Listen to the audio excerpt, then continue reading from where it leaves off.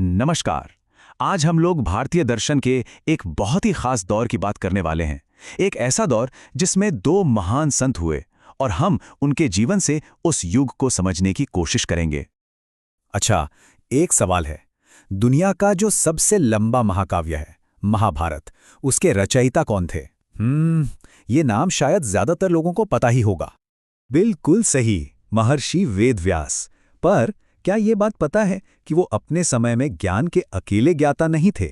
मतलब, जिस समय वो एक पूरे युग को कागज पर उतार रहे थे, ठीक उसी समय एक और संत थे जो उसी ज्ञान को अपने जीवन में, अपनी सेवा में उतार रहे थे। तो चलिए इन दोनों की ही कहानी को जरा और करीब से जानते हैं। तो सबसे पहले बात करते हैं महाकाव्यों के रचयिता महर्षि वेदव्यास की। वो महान विद्वान जिन्होंने उस समय के बिखरे हुए ज्ञान को पूरी मानवता के लिए एक जगह इकट्ठा किया। आपको पता है, उनका असली नाम था कृष्ण द्वैपायन और उनके नाम में ही उनकी कहानी छिपी है।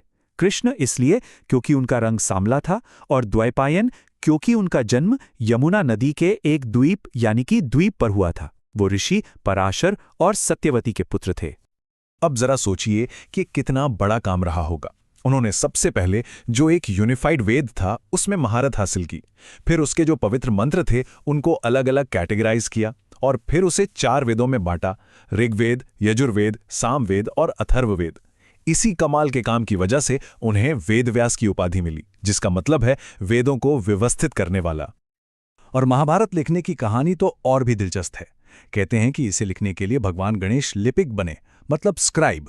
पर उनकी एक शर्त थी कि मेरी कलम लिखते हुए कभी रुकनी नहीं चाहिए। अब व्यास जी ने भी क्या कमाल का हल निकाला। वो इतने मुश्किल श्लोक बोलते थे कि खुद गणेश जी को भी उसका मतलब समझने के लिए रुकना पड़ता था। और बस इसी पॉज में व्यास जी को आगे के श्लोक रचने का समय मिल जाता। है ना कमाल की बात? तो व्यास जी सिर्फ एक लेखक या संकलनकर्ता नहीं थे, उनकी रचनाओं में छुपा है गहरा दिव्य ज्ञान। चलिए अब उनकी फिलॉसफी की बात करते हैं, जो उन्होंने पूरी मानवता के लिए दी। महाभारत के वन पर्व में वो कहते हैं, सुख के बाद दुख और दुख के बाद सुख आता है, एक के बाद एक घूमते हुए, जैसे रथ के पहिए की तीली। कितनी गहरी और सच्ची बात है। जीवन का पहिया ऐसे ही घूमता है। ये हमें याद दिलाता है कि कोई भी परिस्थिति हमेशा नहीं रहती। यही नहीं, उन्होंने अच्छे शासन के सिद्धांत भी दिए। शांति पर्व में वो बताते हैं कि एक राजा को सिर्फ किस्मत के भरोसे नहीं बैठना चाहिए, बल्कि मेहनती होना चाहिए। जरूरत पड़ने पर कठोर और नर्म दोनों होना चाहिए। और सबसे जरूरी बात, अपने स्वार्थ को छोड़कर सिर्फ और सिर्फ प्रजा के कल्याण के लिए काम करना चाहिए। ये बातें आज भी उतनी ही रेलेवेंट हैं। महर्षि व्यास ये भी समझते थे कि हर किसी के लिए वेदों का गहरा ज्ञान समझना आसान नहीं है। तो उन्होंने क्या किया? उन्होंने 18 पुराणों का संकलन किया। इससे हुआ ये कि जो पवित्र कहानियां और ज्ञान था वो आम लोगों तक भी पहुंच सका, बहुत ही सरल तरीके से। तो ये तो थे महर्षि वेदव्यास। अब चलते हैं उसी दौर के एक और महान संत की तरफ, सेवा के संत महर्षि सुपंच, सुदर्शन, जिनका पूरा जीवन ही ज्ञान को जीने का एक जीता जागता सबूत था। वाराणसी में जन्मे सुदर्शन बचपन से ही बहुत भक्ति भाव वाले थे। आचार्य कर्ण में से उन्होंने शिक्षा ली, लेकिन उन्होंने अपना जीवन लिखने या शास्त्र रचने में नहीं, बल्कि सीधे सीधे लोगों की सेवा में लगा दिया। गरीब, लाचार और दूसरे संत, वो हर किसी की मदद के लिए हमेशा तैयार रहते थे। और उनकी शिक्षाएं भी उतनी ही सरल और सीधी थीं। कोई बड़ी बड़ी किताबें नहीं, बल्कि जीवन जीने के कुछ बहुत ही जरूरी सिद्धांत। वो कहते थे, ईश्वर से डरो, इंसान से नहीं। अपनी बुद्धि, धान या सुंदरता पर कभी घमंड मत करो।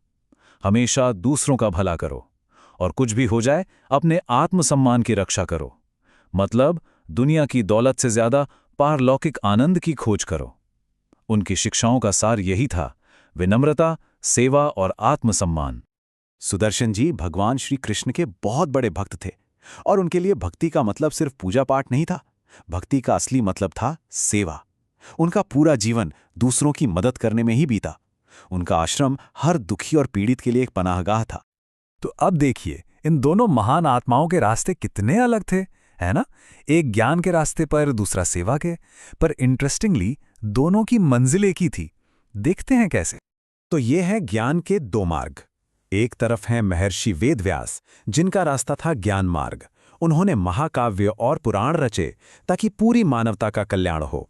और दूसरी तरफ हैं महर्षि सुपंच सुदर्शन, जिनका रास्ता था सेवा मार्ग। उन्होंने सीधे सीधे असहाय और जरूरतमंद लोगों की मदद की।